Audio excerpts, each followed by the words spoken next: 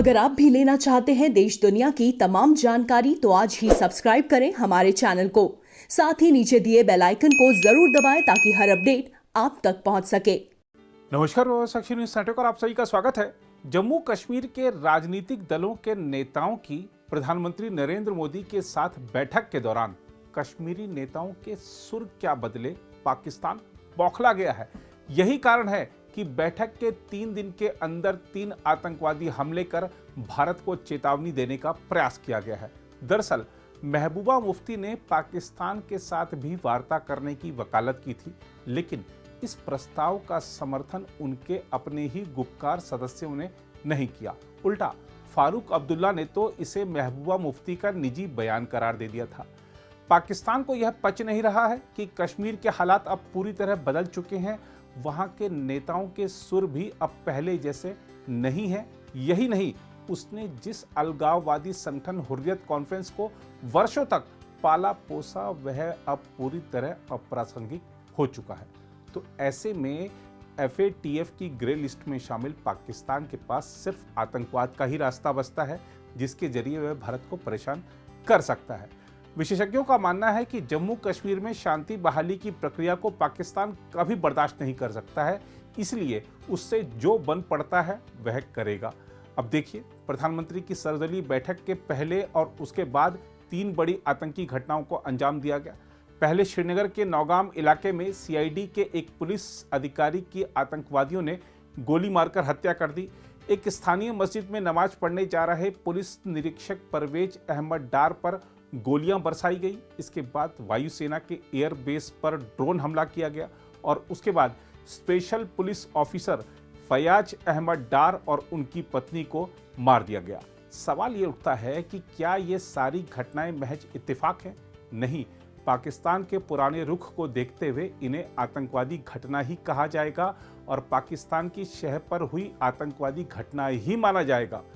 भारत के साथ संघर्ष विराम समझौते का ऐलान करने वाला पाकिस्तान नई नई योजनाएं बनाकर आतंकवाद को प्रश्रय दे रहा है, इसलिए उसने ड्रोन को हथियार बनाया है। शनिवार रविवार की रात को ड्रोन के जरिए धमाका करवाया गया और अब बताया जा रहा है कि जम्मू में बाहरी सीमा में स्थित ब्रिगेड मुख्यालय के ऊपर सोमवार तड़के भी संदिग्ध ड्रोन देखे गए। जैसे ही ड्रोन दिखे तो केंद्र की रखवाली में तैनात सैनिक ने गोलियां चला दी। आधिकारिक सूत्रों ने बताया है कि कालूचक में एक आर्मी गैरिसन में तैनात सैनिक ने रात 11:30 और 1:30 बजे के आसपास 2 ड्रोन वहां पर देखे और उसे गिराने के लिए तत्काल कई राउंड गोलियां चलाई। उन्होंने बताया कि सैन्य अड्डे के बाहर पूरे इलाके की तुरंत घेराबंदी कर दी गई और अंतिम सूचना मिलने तक बड़े पैमाने पर तलाशी अभियान जारी था। अभी तक कुछ भी संदिग्ध नहीं मिला है। जहां तक दुश्मन की ओर से ड्रोन को हथियार बनाने की बात है, तो दरअसल ड्रोन की रडार से बचने, रणनीतिक स्थलों पर तबाही मचाने और आतंकवादियों तक हथियारों को पहुंचाने की क्षमता देश के सुरक्षा प्रतिष्ठान के लिए निरंतर चिंता का विषय रहा है।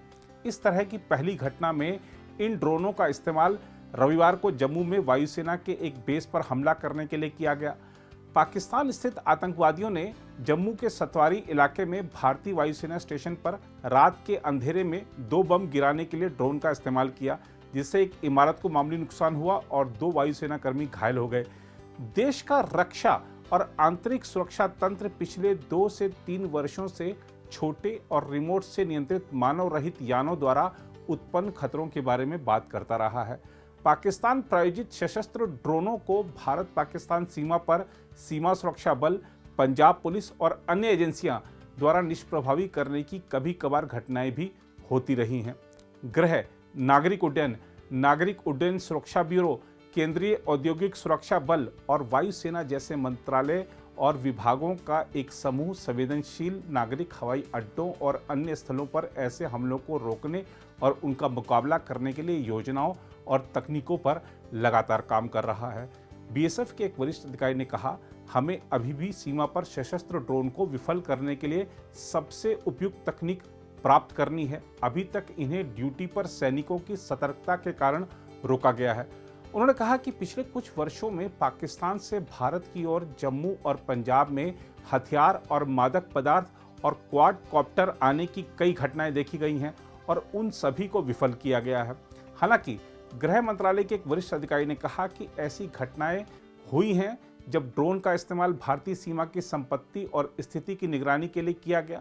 उन्होंने कहा कि हालांकि जैसे ही उन्हें देखा गया और प्रतिक्रिया की गई, उन्हें संचालित करने वाले उन्हें उनके बेस पर ले गए, जहां या तो आतंकवादी तत्व या पाकिस्तानी सैनिक उसे रिमोट से संचालित करते हैं।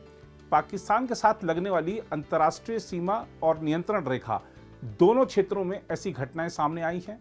उन्होंने बताया कि एक उचित मानक संचालन प्रक्रिया तैयार की जा रही है, जिसमें वायुसेना के साथ ही CISF और commando force, national security guard के स्नाइपर शामिल हैं।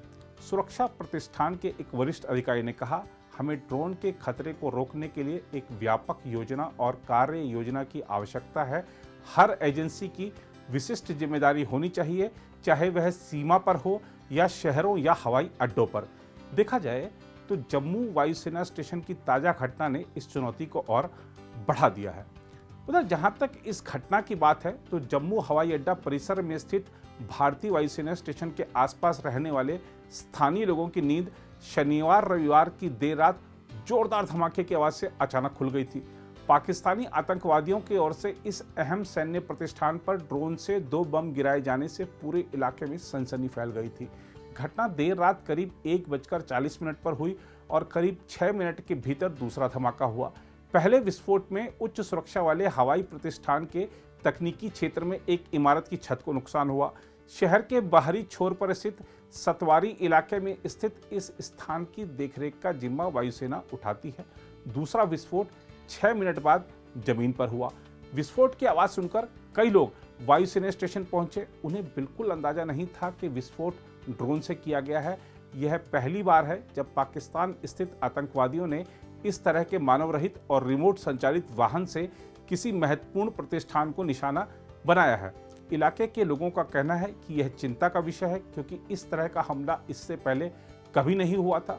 उधर जहां तक जम्मू हवाई अड्डा परिसर में स्थित वायुसेना स्टेशन पर विस्फोटकों से लदे 2 ड्रोनों के गिरने के बाद हुए धमाके की बात है, तो इस मामले में गैर कानूनी गतिविधि रोकथाम अधिनियम यानी UAPA के तहत प्राथमिकी दर्ज कर ली गई है। जम्मू कश्मीर के पुलिस महानिदेशक दिलबाग सिंह ने इस घटना को आतंकवादी हमला करार दिया है।